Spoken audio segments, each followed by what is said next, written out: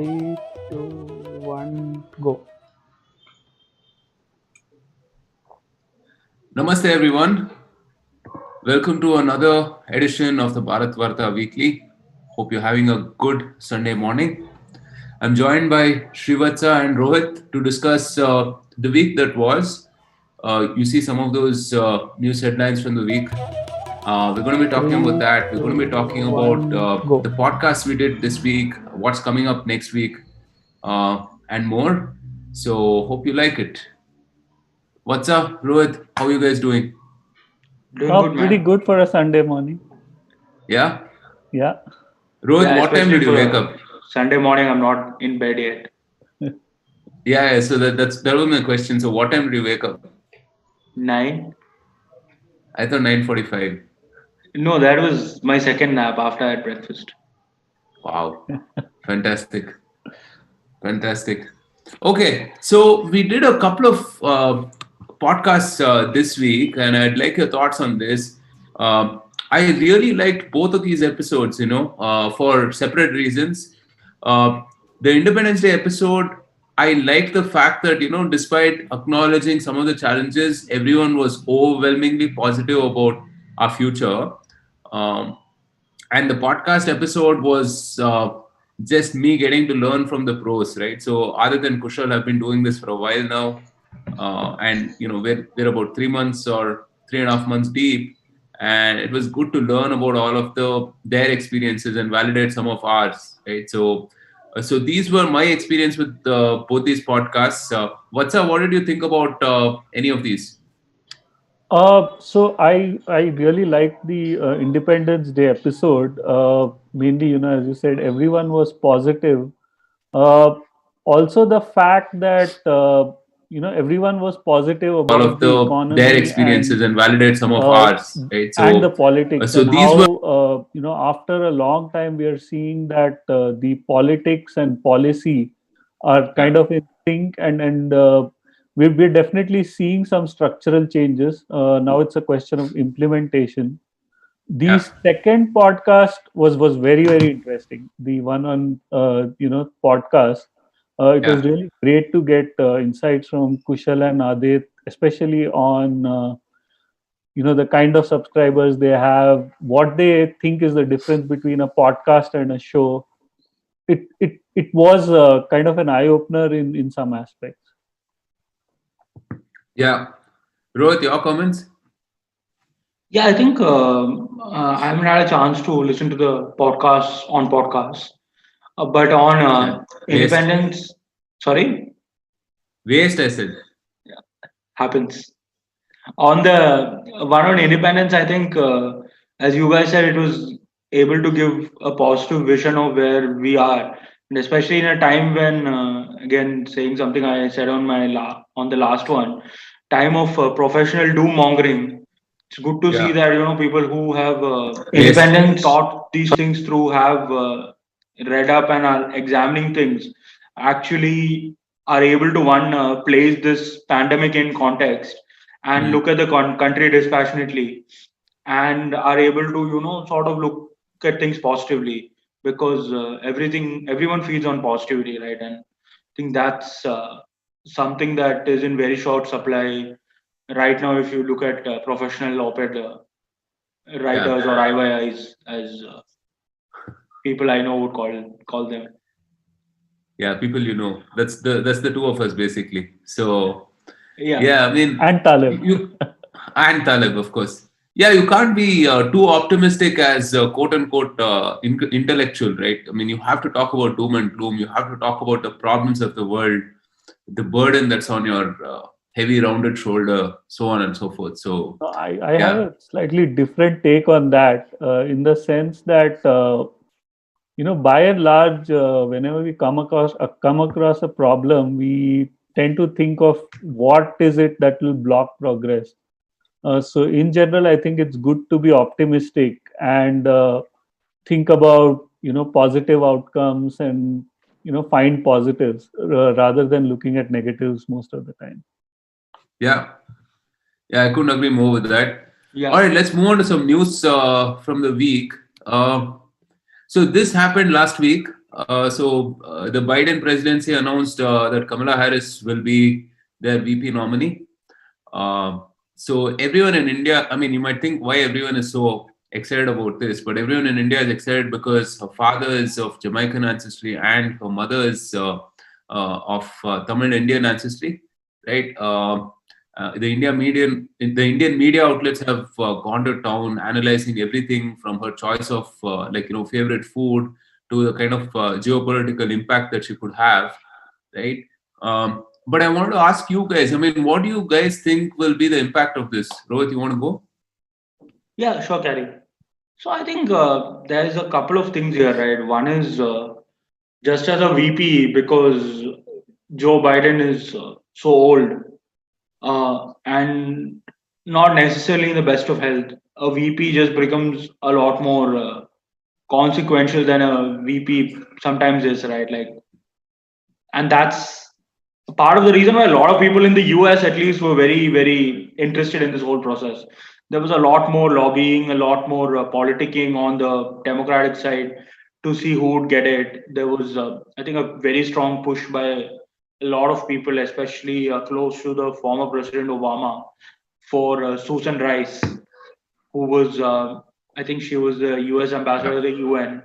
So there was a very strong push for Susan Rice. Then there were others who wanted someone more progressive. And finally, I think, but as some of other political analysts in the US said, Kamala Harris was the front runner from day one, and that's where it ended. And that's probably mirroring what happened to Joe Biden itself, right? I mean, if you ask somebody 12 months back who would be the Democratic nominee, everyone would have said Joe Biden. Then all sorts of things happened, and it finally became that, yeah, Joe Biden did become the Democratic nominee. So I think that way it's a bit of a safe pick. And again, as my favorite analyst on US politics, Sean Trent, said, this is what you would expect a campaign that is 7 points ahead in the polls to do. They're just running down the clock. So to that extent, she's a safe pick. So that's, I think, where the candidacy comes from. On this whole Indian point, I mean, of course, it's I guess for people who do consider and keep a track of these things, a matter of reflected glory that someone whose ancestors are from India is in running for a very prestigious place in the world, right? So that's to be expected that there is some amount of celebration, etc. But I think if you look at it over how this would have been shown even 7-8 years back, there's a distinction, right? Like your usual suspects have gone to town, whether it's your mainstream English press or both print and electronic. But I think some of that crazy urge to appropriate that showcase a lot of the Indian media when it comes to such achievers who have Indian connections. It's been a lot more muted, at least. I mean, outside of your usual suspects, yeah, a few people on TV and some more excitable parts of, say, Indian social media. It wasn't everywhere, Like, I think if this would have happened 8 years ago, Facebook, Twitter, it would have been far crazier. On the road without someone talking about this. That I think shows that there's some semblance of greater self-confidence, right, in India, as you link it to what we just discussed about the Independence Day episode. I mean, of course, my social circles aren't representative by a long shot, but yeah. Okay. Your social circles are, again, I mean, limited to the two of us on screen and maybe a few others. So we have a fair idea. So, see, the US-India ties have been, I don't know how to call it, but then, I mean, Modi ji has a reasonably good relationship with Donald Trump, and but then, I mean, it's going to be in focus, right? Either for the H-1B visas or, the import-export, etc., etc. Vatsa, do you see do you see Kamala Harris as VP impacting any of these things adversely or, I mean, favorably for us? Honestly, I mean, if anything, I think the Democrats are, a lot more hawkish on things like Kashmir and so-called human rights violations and so on. Mm. Overall, it may not necessarily be a positive.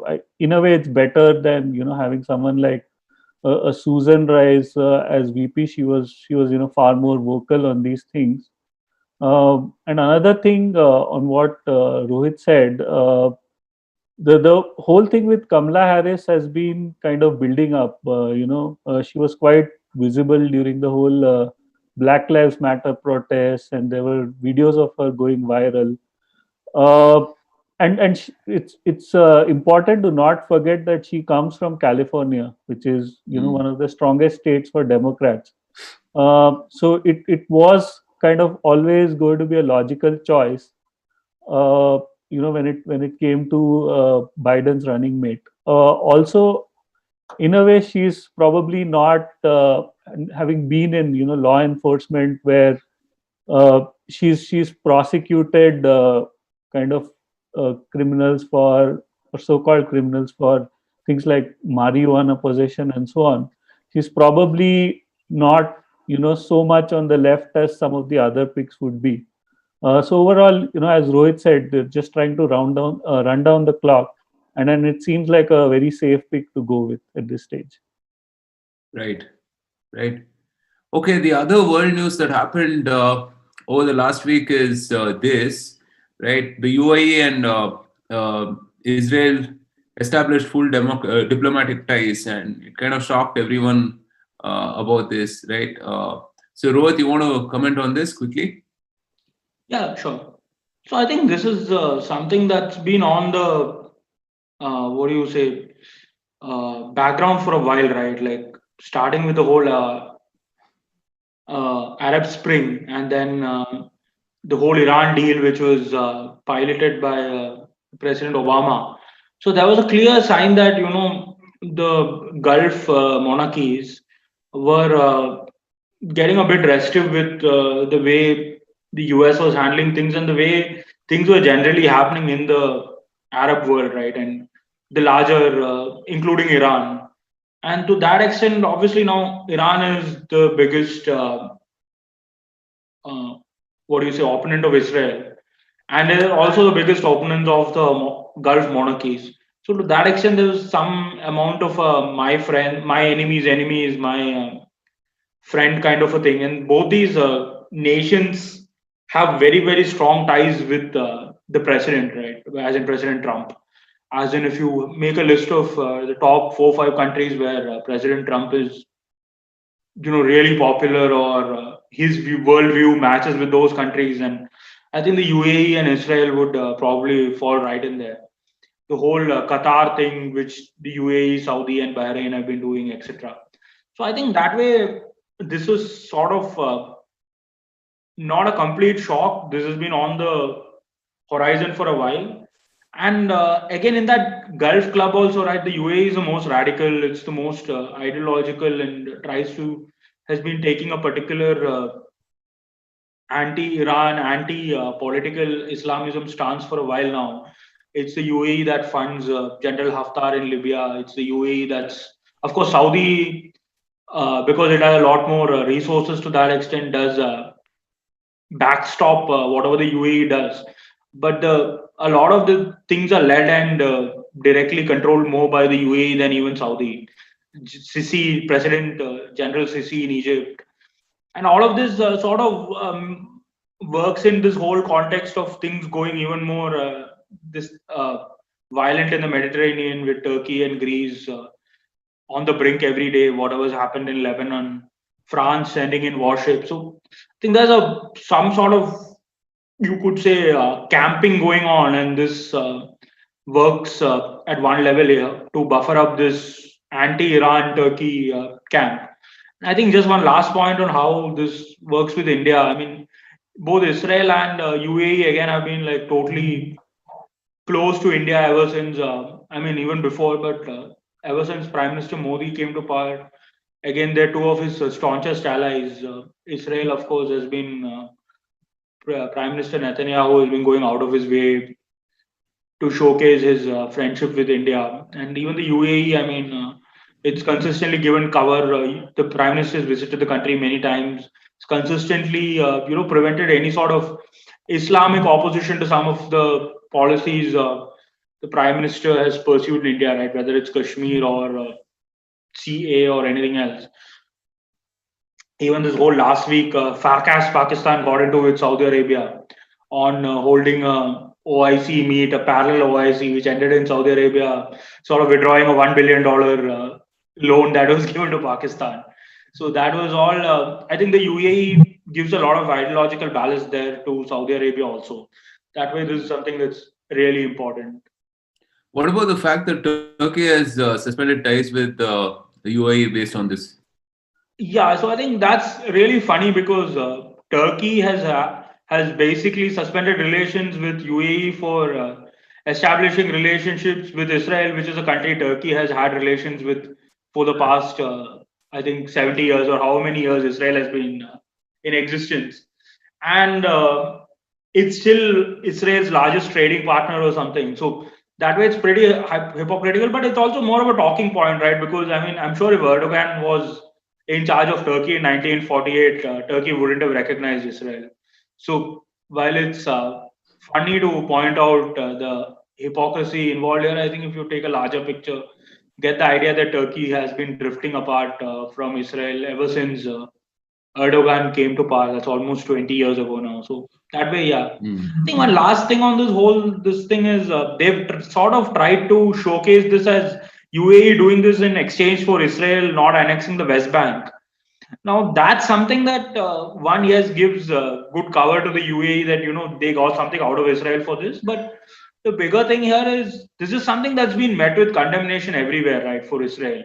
And the only people who are supporting it seem to be President Donald Trump, who may not be a president in 6 to 7 months. I mean, even Joe Biden has been very clear that this is a red line. So this allows Netanyahu, also a face saver, to stop doing something that he probably wouldn't be allowed to do anyway, and claim that he got something out of it. So that way, the way in which this has been showcased, presented is pretty skillful, because people are basically saying that they are not doing something, or they prevented somebody from doing something which wouldn't happen anyway, to make public things that were anyway happening. So that way, yeah, it's good fun. Okay. All right. Moving on from this, this happened as well. So the Supreme Court held two tweets by Prashant Bhushan as contempt to court. I think he had tweeted about the CJI riding a motorcycle while denying, quote unquote, denying citizens their fundamental right to access justice. Yeah, right. Anybody has any comments on this, Srivatsa? Well, I think Prashant Bhushan himself. So the Supreme Court held two tweets by Prashant Bhushan as contempt to court. I think he had tweeted about the CJI riding a motorcycle while denying, quote unquote, denying citizens their fundamental right to access. Changed on this. Access justice. I think there is some sort of balance that needs to be maintained. The Supreme Court is the highest court of the land.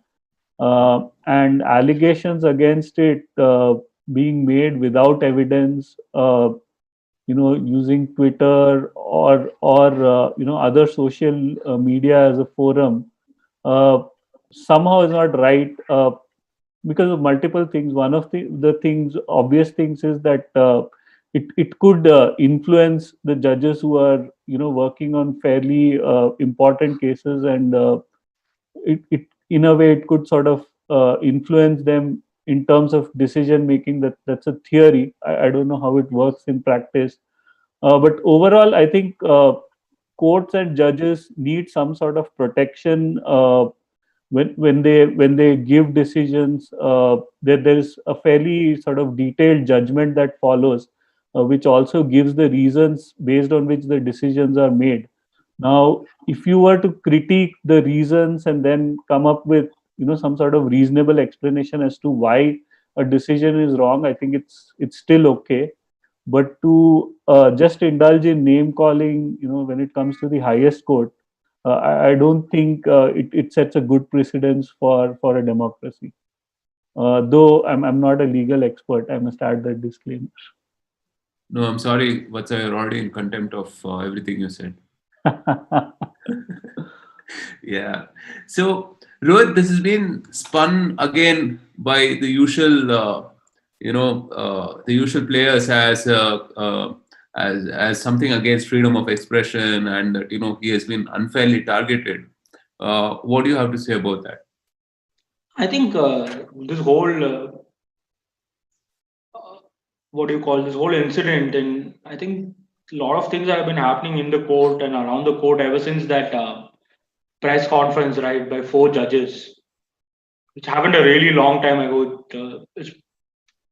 It happened a while back, and I think a lot of things that have happened since then just brought out this whole politicization of the court, right? In the sense that it just brought it out into the open. So now you know what is sort of. So that's where I think I sort of disagree with Vatsa, because I mean it's always better that dirty linen is washed in public rather than in private, right? At least the rest of the world gets to know what's happening, and I think that's what this is about. Like Prashant Bhushan and a few others have been quite clear that the court is political or is taking some decisions based on political considerations.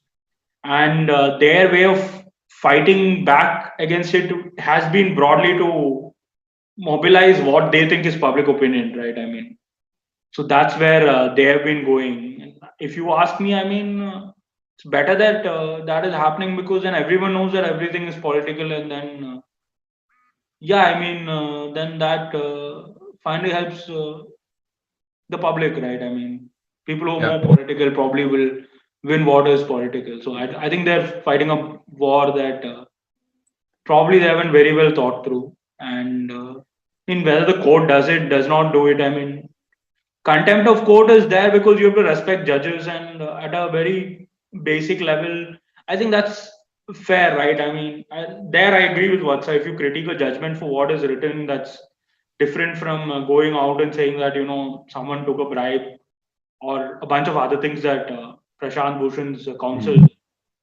said in court. But I mean, judges have given Prashant Bhushan a very long rope. I mean, he's been saying this for a bunch of stuff for a while now. That way, whether contempt of court should exist or not, I think Dr. Swami has also had filed a petition long back saying it should not exist. And the intellectual roots of this finally come from the fact that a court only has its legitimacy. I mean, a court doesn't have an army. Like, I think Andrew Jackson is supposed to have said when the US Supreme Court passed some decision that, okay, now let me see who will enforce him with which army of his. And that's where that legitimacy of the court does stem from. So I don't know why Prashant Bhushan is doing this, because honestly, the entire left movement has been trying to use the legitimacy of a court as the vehicle to block things that are being proposed by a legislature or an executive that's not really in sync with them. And now they're only hitting at the legitimacy of the court by sort of questioning it. So that way, it's sort of actually weakened what their long-term implications are, because the court's legitimacy has come down in everyone's eyes now, which at the end of the day just helps the legislature and the executive. Right. Okay. Moving on from this. Yeah. So there is a race to a vaccine. Made in India COVID-19 vaccine could soon be available. At least that's what the Prime Minister said in the Independence Day speech. There are 3 vaccine candidates at different stages of testing in the country. Meanwhile, we also had Russia claim that it has its vaccine in place already. Putin famously said that his daughter has used this as well, right? But there have been some controversy on much of that. What's up? When do you see a vaccine come up for use, and would you use it? You're on mute. You're on mute. Sorry. Not bad. We got through about 25 minutes before that happened. Yeah. So yeah, I think it's still going to be probably Q1 next year, the latter half of Q1 next year, when we are going to see a vaccine.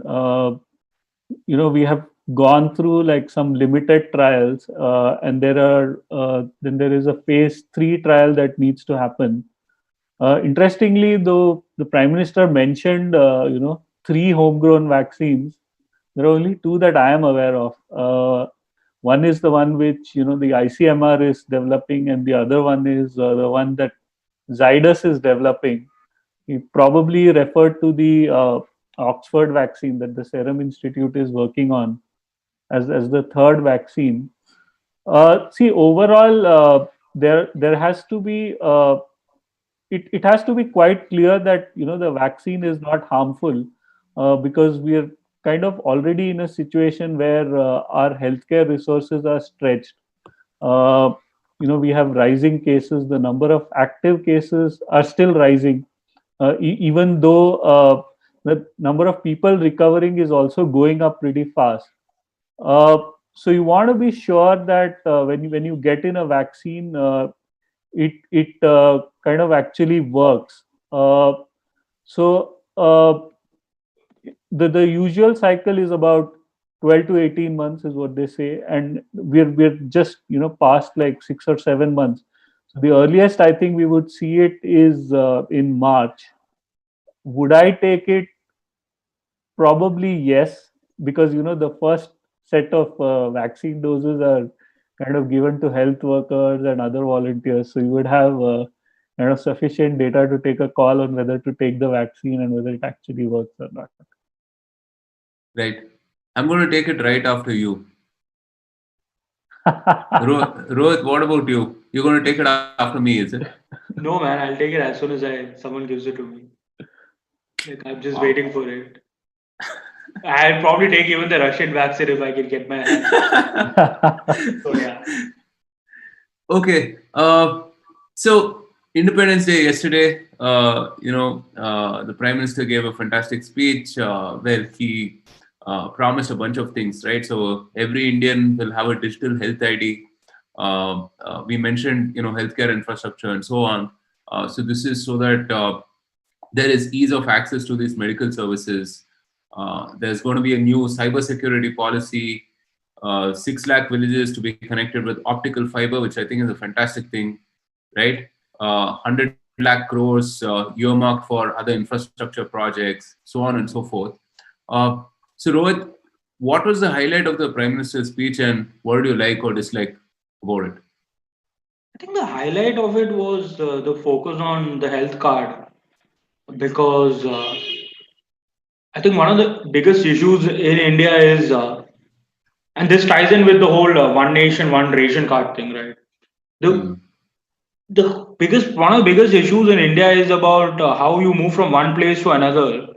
Like, the whole system seems to be designed for people who are expected to be in their who are supposed to sort of live where they were born, which is a very which has not been true for many decades probably, and is definitely not true today. So anything that sort of takes you away from that allows you mobility without losing your rights. Something that the Prime Minister is really focused on, and I think that's a very, personally at least, I feel, as someone who's kept moving around, it's something that is really required and something that he's focused on. And this again, on the other part of it, is what is health about, right? Like, in the sense that the Prime Minister first went with Ayushman Bharat, right? And things have been moving on that front. This is probably can be considered a building on top of that. So, and health is again something where I think so. The Indian health sector is a bit weird, right? In the sense that we do technically have free healthcare for all, but nobody, like, or a lot, at least people in our social class, wouldn't really want to use it. And that's what I think a lot of the Prime Minister's ideals are, in the sense that he's trying to create a balance between the two, so that it's sort of a voucherization, right? And that's something that I'm intrinsically in favor of. I mean, there are Yeah. obviously a lot of people have serious issues with not having fully publicly public-led models. But from my perspective, I think it's a good step forward. Yeah, I think we mentioned this earlier as well. Utilization is a key problem, right? I mean, you can talk about infrastructure not being enough, but then even what we have is not being properly utilized, right? So the National Digital Health Mission, I believe it's already in pilot stages in some of the union territories as well, right? What's anything else that you want to pick up on from what the Prime Minister mentioned on Independence Day? I think the two things that I really liked. One was the focus on building infrastructure. I do believe that our cities today don't really offer good quality infrastructure to the citizens for simply for the price they pay. In terms of value for money, it's really hard to justify the kind of whether it's roads or public transport or any other kind of infrastructure that is available in cities. So some focus on that, and improving infrastructure is something that's definitely needed, and it has to be planned keeping in mind the growth for the next decade or so, rather Mm. than looking at what the population is today, what the need is today. Again, it comes down to implementation. I do hope that happens. The one thing that I really liked, I think we'll cover more about it in the bit on AI, but to be able to kind of allow access to sort of professional repositories or algorithms and so on. It's important to have good internet, right? It's a very basic need. So the idea of building fiber optics across all sort of villages in India gives people that access where for a lot of things today you need sort of high quality broadband. So that's another thing that I think is going to be some sort of a game changer. It's kind of an opportunity in today's world, where we are seeing a lot of our colleagues also working from their hometowns. So having good infrastructure might actually help.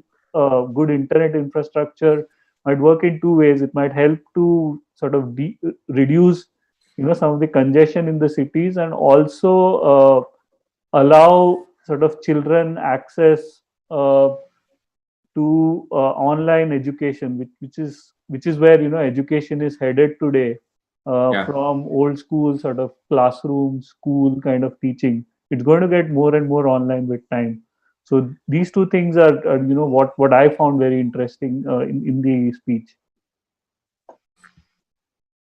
Yeah, the optical fiber thing is something that I thought was extremely interesting as well, because I think it's something that can dramatically improve our productivity and also lead to some kind of IP creation as well, because you'll have a lot more people creating things. I mentioned this on a previous podcast. If technically, I can serve someone, whether it's teach someone or send do some services to someone outside of my town or in a different city in India, I can might as well do that to someone sitting across continents as well, right? So I think that is going to be fantastic. Uh, on a related note, we also have this focus on AI. What's I want to come to you with this. So the Niti Aayog has launched modules for schools, and I guess the focus is that we take this seriously because they recognize the impact it's going to have going forward. What are your comments on this? So again, I would not, as Rohit mentioned on an earlier point, we would not look at it as sort of one announcement.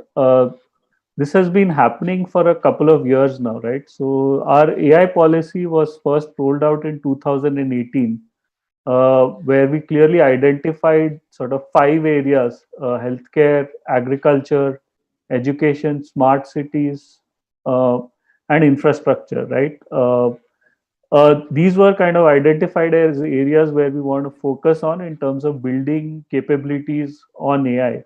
There was also a framework suggested in terms of kind of separating core AI research and the application of AI. One would happen through the academia, the former one, and the latter would happen through the industries, right?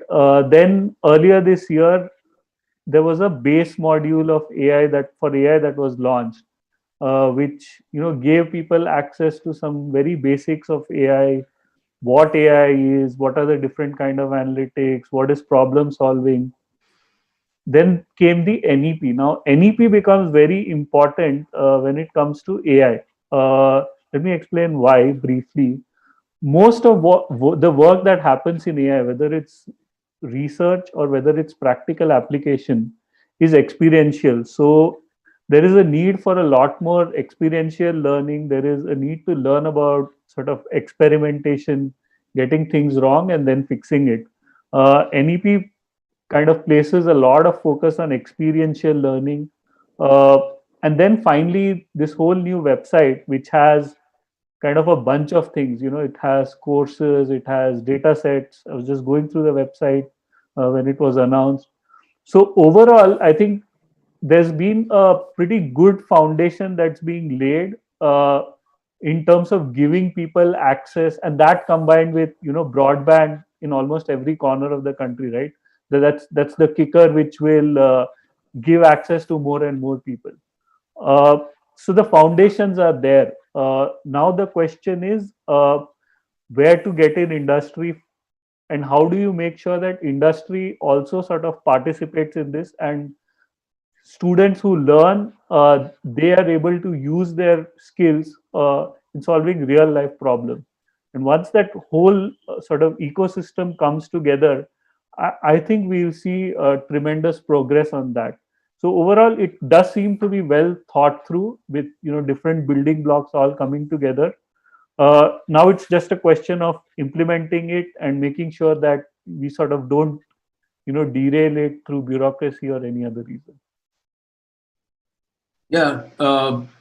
To me, I mean, the fact that we're actually looking at infrastructure, right, and not just applications, is exciting to me because think of it as a reusable stack for people to develop products and services, which is what we really need.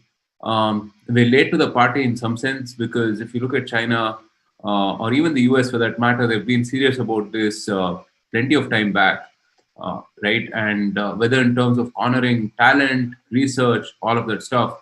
But this is also very forward-looking, I feel, because we're seeing some of the impact that this has, and it will be a key differentiator going forward, right? Rohit, any comments on AI specifically? Not really. I leave it to you guys. Rohit prefers natural intelligence. Human intelligence over artificial intelligence. One way of putting it. Okay, so this happened. I'm sure you will have comments on this, Rohit. So your favorite cricketer, Dhoni, retired yesterday. It's not my favorite cricketer, but yeah. Second favorite? Not really, but Top Okay. five. Man, I thought I knew you. I thought you liked AI and I thought you liked Dhoni. So anyway, yeah. So Dhoni retired yesterday after a long career. I know we've discussed Dhoni on a previous podcast. But yeah, what a player, what a career he's had. And, indeed, a lot of us have fantastic memories about, about his game and about how he's helped us win so many times, right? In such dramatic fashion as well. What are your favorite Dhoni memories? Oh, for me, it's easy. The 2011 World Cup. World Cup? Yeah. I was there. I saw that game live, and it was kind of a difficult experience watching that game, because you want to win, but it was a pretty tense game till kind of Dhoni came in and took control of that game. Yeah.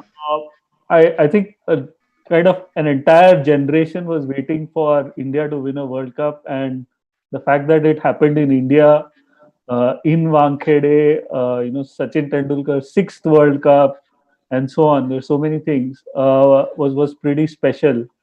Uh, Other than that, I think what we're going to miss is Dhoni's kind of in-game intelligence. Uh, he was a fantastic captain, not just in terms of strategy and so on. As a keeper itself, the way he gave advice to bowlers on where to bowl, and all of that. I think it's going to be a big miss. Yeah. Yeah. Rohit, any favorite Dhoni memories? I think, yeah, I mean, in terms of memory, Vatsa captured it pretty well. It's be quite difficult for any memory to really better that one. But I think Dhoni's career has just been there for so long, right? And he was always there. The way he ended was really sad in the sense that Yeah. probably just by 1 centimeter that he missed that run. And things might have just been very different if that hadn't happened. And the way he went out, I think, in hindsight, is probably sort of sad that there's no clarity on whether he would leave, whether the board had communicated with him, whether the team had communicated with him. Finally, he announces it in the middle of this pandemic when nothing's really been happening. I think it Yeah. could have been handled a lot better. And I mean, I'm not just blaming the board here, right? In the sense that it's well known that Dhoni is not always also from being himself the most communicative. So that's a different issue. But I think it just could have been because Dhoni is probably the most influential cricketer since Sachin, right, in India. And he's definitely a bridge between the Sachin era and whatever comes after that. And I don't think Right. anyone will ever get the popularity that Dhoni had, right, at his peak or even recently. I mean, like I was very critical of Dhoni in the last World Cup, especially if you look at the England match, for instance. Where I think a lot of people did that. The kind of the sheer number of people who were still defending him, that passion he evoked in all of them, that's I think pretty unique and Yeah. for such a legend to, I mean, it could have just been done a bit better, and I really hope the BCCI makes up for it during the IPL at least because he's definitely playing there. Yeah. No, absolutely. I mean, the guy had a lot of heart. I think we discussed this on the podcast as well. Not the greatest of batting technique or whatever, but man, I mean, he put that to amazing use at circumstances when nearly everyone had given up, right? Yeah, it's a little sad that he didn't get to say goodbye in a proper match as such, but hopefully, the IPL will have something for us to look forward to. So, all right, guys, that's a wrap of all of the stuff that happened last week. This week, we have a very special episode with Amit Paranjpe and Vivek Ketan, who's going to be discussing the significance of the Ganesh Utsav. And, it's one of our favorite festivals, and we have a lot of good content coming up on that. Stay tuned for that. Any final comments? What's our Rohit as we sign off? I think we missed Rana. He also announced his retirement yesterday. Again, another part of that sort of trio that I keep telling people that taught India how to chase. Prior to probably 2005-6, India as a cricketing team was very bad at chasing in limited overs cricket. And Dhoni, Yuvraj, Raina, the three of them, they formed a core of that team that lasted till the 2011 World Cup and little beyond. That made sure that we got rid of that fear, and we at one point of time created like a world record for most number of successful chases in ODIs. So Rena was very important in that 2011 World Cup.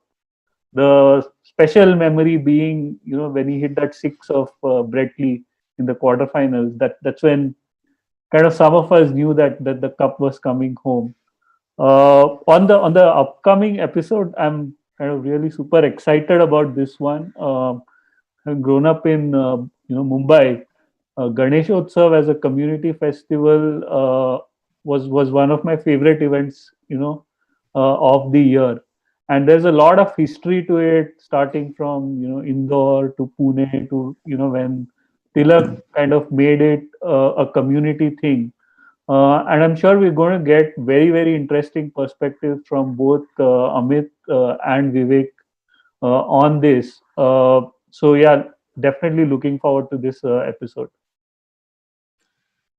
Okay, all right. So that's a wrap from us here at Bharat Varta. Hope you like this. We're going to come back with a weekly next week as well. Follow us on social media. We're at Bharat Varta on Twitter, at bharatvarta.in on Facebook. Thanks so much for joining. Okay, Hope just you had a great before Sunday morning. ending, there is a comment on YouTube which asks Rohit to talk about probably his favorite cricketer, Tinu Johanan. That's not true. So I think I'll let that one pass. Maybe we can do a separate podcast on that, Yeah. on Tinu Johanan, Should have at least been Abe- Srishant, I mean. Abhay Kuruvilla, Srishant, Yeah. the proud Malayali heritage of Yeah. And K. cricketers. Ananda Padmanabhan, who just got on the international panel this week. Yeah, exactly. We miss covering it in the weekly update. Correct. So we Shame should on do you, that on sir. a whole other podcast actually. So, all right, guys, that's a wrap. Thank you so much for joining. Stay safe, take care, and have a fantastic week ahead. Thanks, guys.